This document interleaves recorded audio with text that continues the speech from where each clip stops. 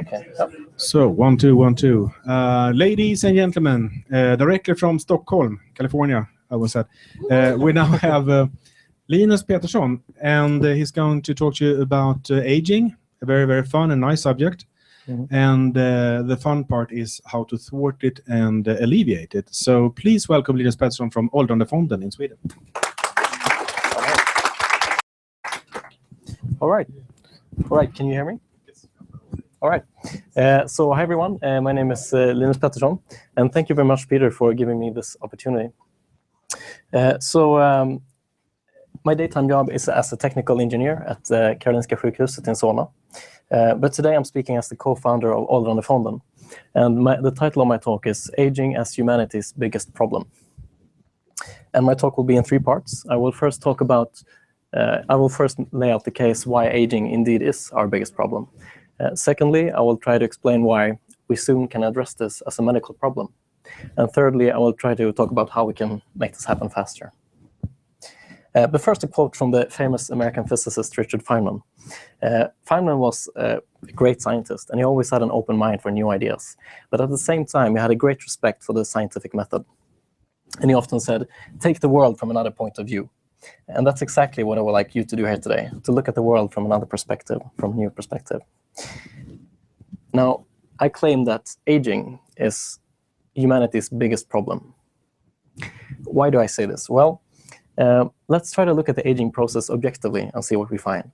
First of all, we have a deterioration of our senses. For example, seeing and hearing gets worse. We have a deterioration of cognitive ability and memory. We have a decline in subjective well-being. Old people generally feel pretty bad, unfortunately. We have an enormous cost for the society. Think of the whole pension system. It's an incredible cost. The prevalence is 100%, meaning everybody is affected. No one escapes. And the mortality is 100%, so everybody dies. Kind of significant also. But we can also look at this from a humanitarian standpoint. Every day, 100,000 people die due to age-related diseases. 100,000 people. This is truly a astounding number. This is the equivalent of the entire population of the city of Linköping here in Sweden. Gone, dead, buried, every day. This is crazy.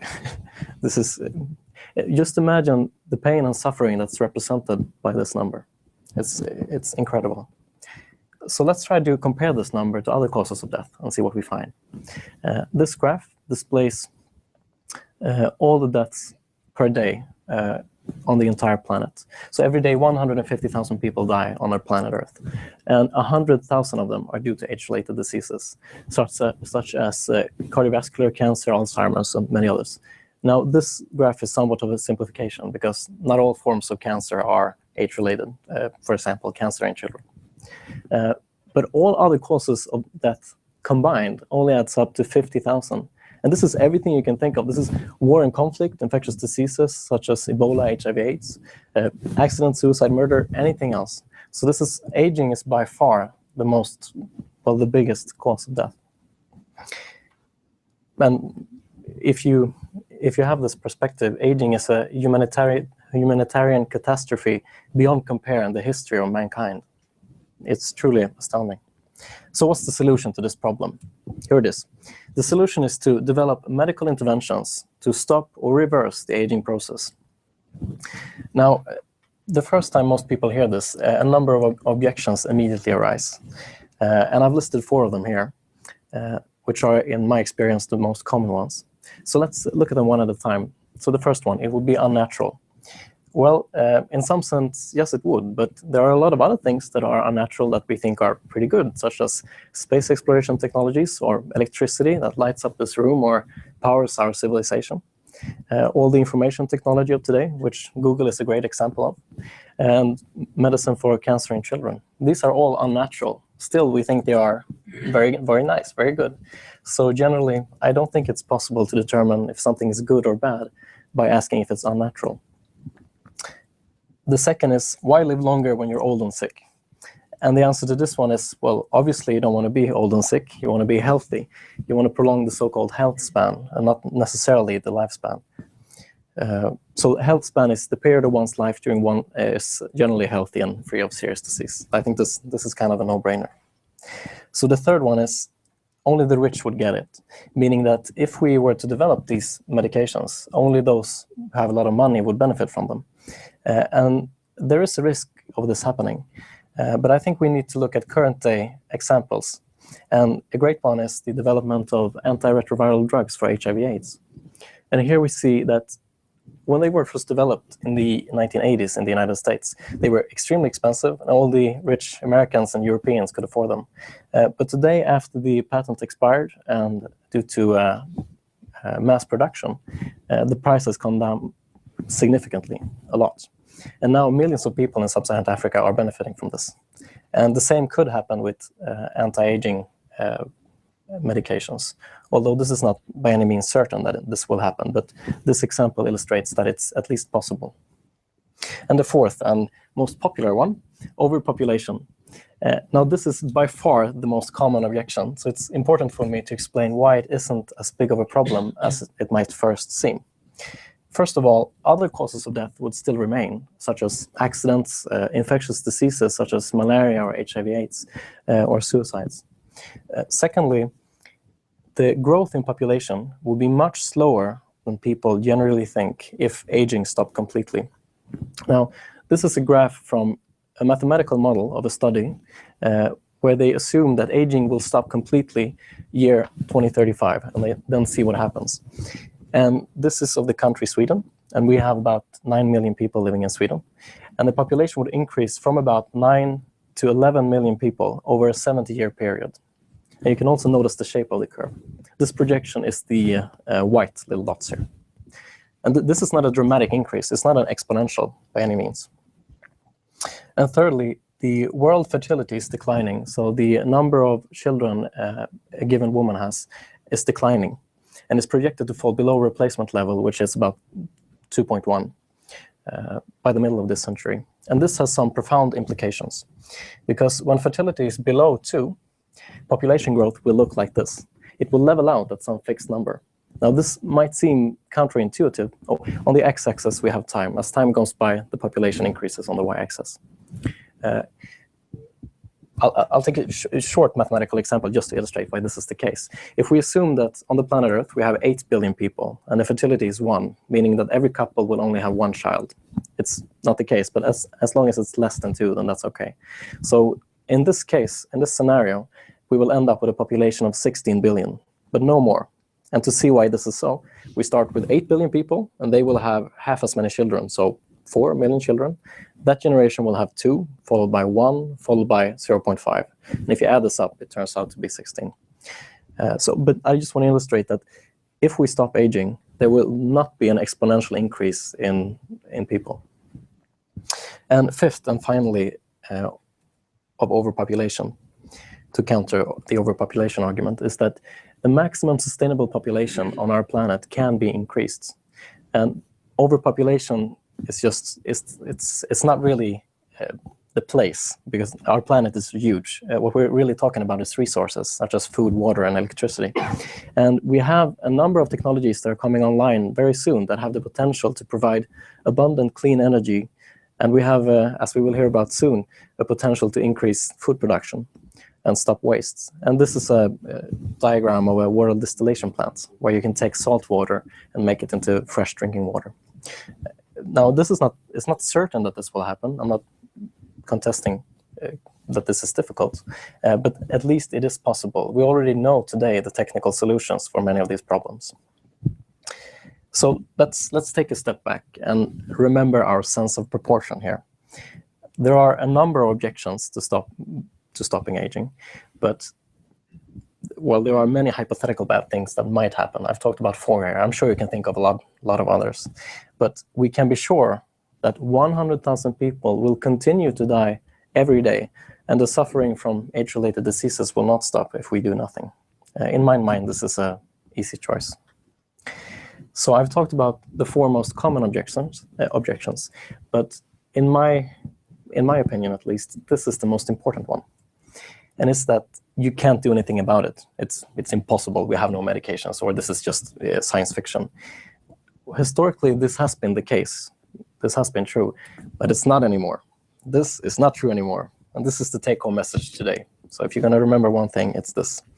And I'll now move on to the second part of my talk, why it's soon possible to address aging as a medical problem. This is not a unique insight of mine. Already 10 years ago, an open letter was published by scientists, leading scientists at some of the world's top universities, pointing out the possibility of doing something about aging and arguing that more funds be diverted to this cause. So just to look at the actual science here, the interesting stuff, we already have proof of concept. So aging has been postponed in several model organisms, such as worms or fruit flies or mice. And the very same molecular processes that were manipulated in these experiments exist in us. But nobody has tried it in humans. There's no reason why it shouldn't work. So let's take a little deeper look at 3 examples of exciting research. There are many exciting research areas, but these are the most, well, I find them most interesting. There are many others. So telomerase, rapamycin, and stem cell therapy. So telomerase it's an enzyme, and well, let's put it this way. All our genetic information are stored in large molecules called chromosomes. And every time our cells divide, these chromosomes get a little shorter, the ends get a little shorter. The ends are called telomeres. But recently, or a couple of decades ago, an enzyme has been discovered, which is called telomerase, which has the ability to build up these ends. Now, naturally, this enzyme doesn't exist in our normal cells. It only exists in cancer cells. That's why they never die, and in stem cells. But theoretically, and this mechanism is one proposed mechanism of why we age at all, why humans age. So if this is true, and if we could introduce telomerase in our cells, we could basically stop aging. Problem is, this has never been done. Until 2 months ago, where this paper was published, where a team of scientists have introduced the enzyme telomerase in human cells and demonstrated it very thoroughly. So this is one very exciting research area. Moving on to the second example, rapamycin. Rapamycin is a molecule that looks like this, and today it's used as a medication for people with transplanted organs, as an immunosuppressant medicine. But the reason why it's interesting for us is that it has also been shown to prolong the lifespan in mice. And what's really interesting is that it has been shown to do this even though the medication was introduced late in the mice's life cycle, so the equivalent of a 60-year-old human. So this is really cool. And this is just a recent review in the journal Nature, which began, many experts in the biology of aging believe that pharmaceutical interventions to slow aging are a matter of when rather than if. This is Nature. This is established journal. So the third and final example, stem cell therapies. So stem cells are cells which has the potential to become any type of cell in the human body. And this is a picture I've taken myself. I've, or at least my co-workers have done it, when I worked at Karolinska Institute on stem cells. And these are cholinergic neurons derived from stem cells. And to the right here, you can see beating heart cells in the laboratory. So this began as stem cells. I haven't done this, but you begin with stem cells and you differentiate them into heart cells within a dish, within the laboratory, and the cells start beating. It's incredible. And this is sort of a proof of concept that this could work. So the reason why this is interesting in an aging perspective is that a lot of our organs fail. And this has the potential to create new organs for us. This is not simple by any means, and a lot of research remains before this is possible. But this is one way of combating aging diseases. We could actually build new organs and just replace the old ones. Okay, but let's sum up the science here. There are many promising research areas, and I've told you about only 3 of them. But I don't want to give you the impression that we have this figured out, that we know everything, because we really don't. We understand the process of aging very poorly, and a lot of basic research remains. And to illustrate this point, there are more than 20 theories of why we age at all, and no single one is generally accepted by the scientific community. So a lot of research remains. And we don't know today what therapies, what path forward will eventually be successful. But despite this, we do know it's possible. We do know it's possible. And this is the take-home message here. If you're going to remember one thing that I've told you today, it's this. We do know it's possible to develop anti-aging medications. Nobody's contesting this anymore. And to sort of to illustrate why this is the case, here is 4 recent initiatives. First, we have the SENS Research Foundation, which was launched in 2009. And it's a non-profit organization, a charity based in California in the United States. And they have the explicit mission of developing anti-aging therapies, or doing something about aging. And the reason why the SENS Research Foundation is our interesting foundation is that they actually have a concrete plan on how to do this.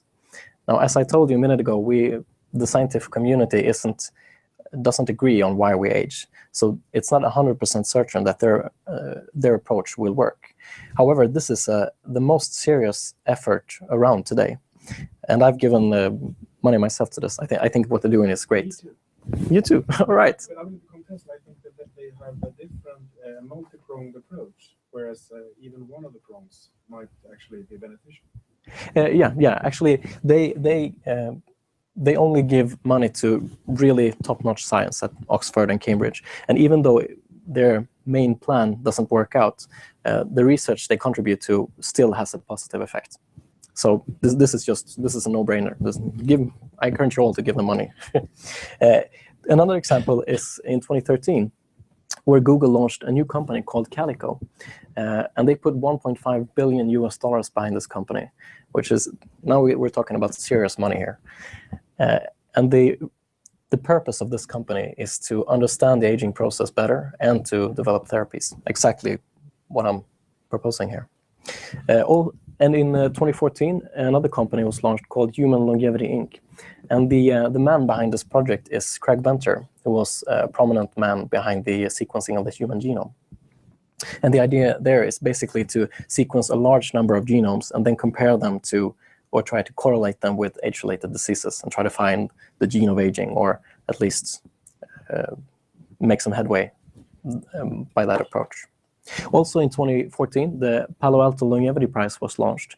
And this is a $1 million prize, which is to be given to the research group that can demonstrate a prolongment in lifespan by 50% of any given model organism. And today there are about 15 research groups actively competing for this prize. But let's move on to the third part of my talk. What can be done to accelerate the advent of anti-aging medications or therapies? How can we make this happen faster? One thing you can do right now is you can donate to the SENS Research Foundation. And I actually called them just a few weeks ago and talked to them. And I asked them, what's the most important project you know of that you want to fund today, but you don't have the money?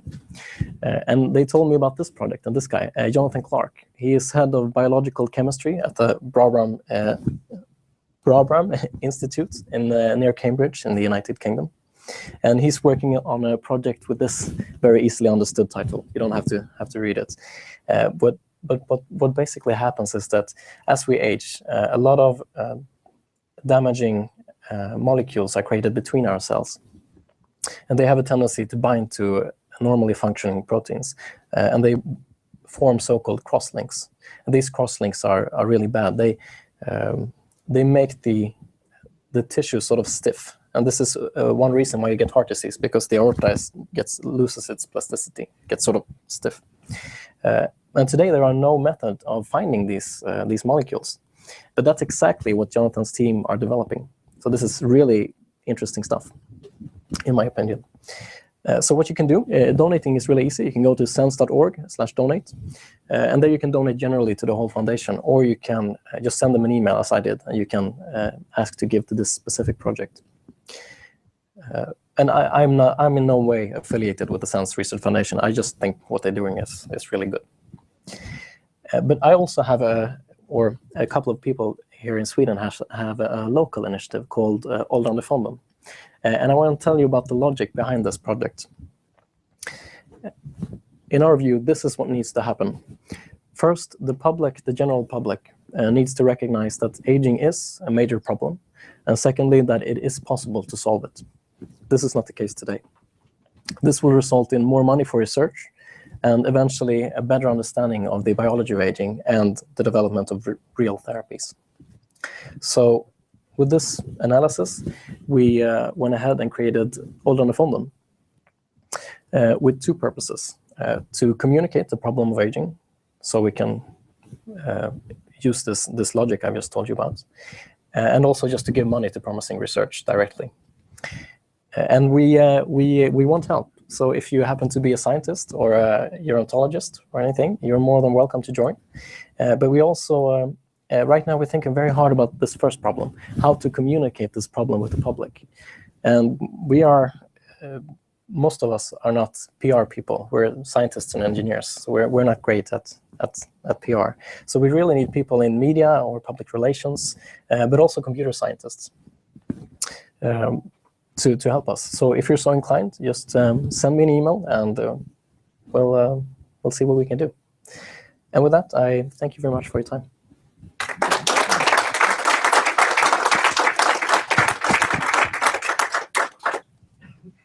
And no questions. Just joking. Questions? Yes, Robert. Hi. So if or when we can live forever, do you think people will be less prone to taking risks? Because if you can live for 1,000 years, why would you run or climb mountains or ride a bicycle or cross the street? Or yeah, that's a great question. That's one of the most common objections. I think it's sort of a high-end problem because the situation we have today is so terrible. So this would be it might happen. It's really hard to predict these things. We can only make an educated guess. I have a guess. I'm not saying that this will happen, but I think that, as I told you before, other causes of death will still remain. So you will still die by accidents or a number of other causes, and they are, even though they are not as many as the deaths caused by aging, they are still significant. So we're not going to become immortal or anything. We're just not going to die of aging. Yes.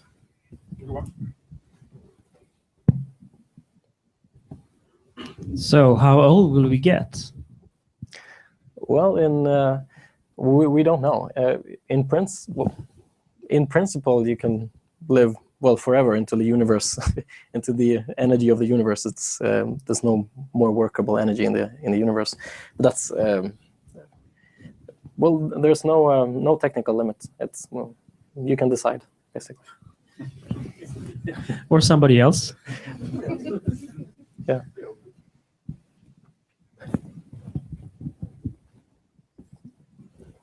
When it comes to having children, with your calculation, that's only true if you stop having children at the age of, say, 40 or something like that. But what if anyone can have children until they are 200? Yes, that's a great comment. This is. I have a limited time here, so I can talk about this for a very long time. But these are only a few reasons why overpopulation won't be a pressing problem. And in my view, I think the point I'm trying to make is that it won't become an immediate problem.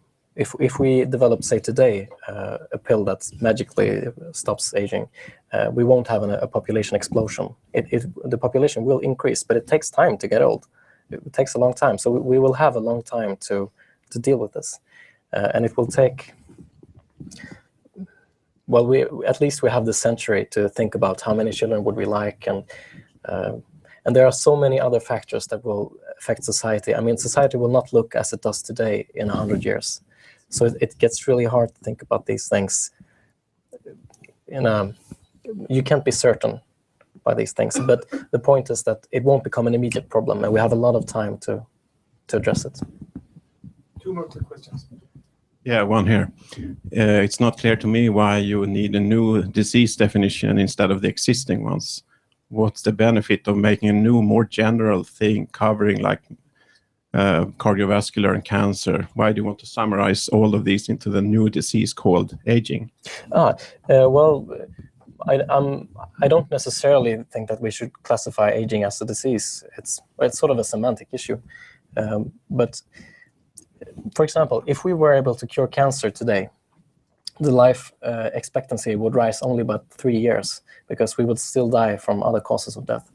But if we were able to do something about aging, we would, in one stroke, prevent all the major common diseases, folksjukdomar in Swedish, in one stroke. Yeah. So you say that all these various diseases have the same cause that you call aging? Well, no, it's not obvious. Well, I'm not saying that all these diseases that I've listed, the only and the main reason is that we age. But what we can be sure of is that aging is the largest or the biggest risk factor. If you take a random person who is, say, 90-year-old, there's a much greater probability that that person will have any number of these age-related diseases. So if we were able to have a 25-year-old continue to have a 25-year-old body as they grow older, we would absolutely prevent these diseases from happening. A last quick question. Okay, so you almost answered it. At what age would you decide to go forever? Well, 25, 50, 75? Well, first of all, I've been asked that question many times. I don't think, first of all, if we develop these therapies, the aging process becomes malleable. You don't have to choose one age. You can sort of jump between it because you can decide. So Bruce Sterling wrote about this in the wonderful Holy Fire maybe 20 years ago. This 90-year-old woman, she becomes 25 in body again and goes hitchhiking across Europe and havoc wrecks loose. It's a great book. I recommend to everyone. Holy Fire, Bruce Sterling. All right. So thank you very much for these great questions. And as before, we can continue the whole week probably and have a really interesting discussion. But we have to go forward to the gears towards the Internet of Foods. You will have a chance to speak more to Linus later. So thank you very much.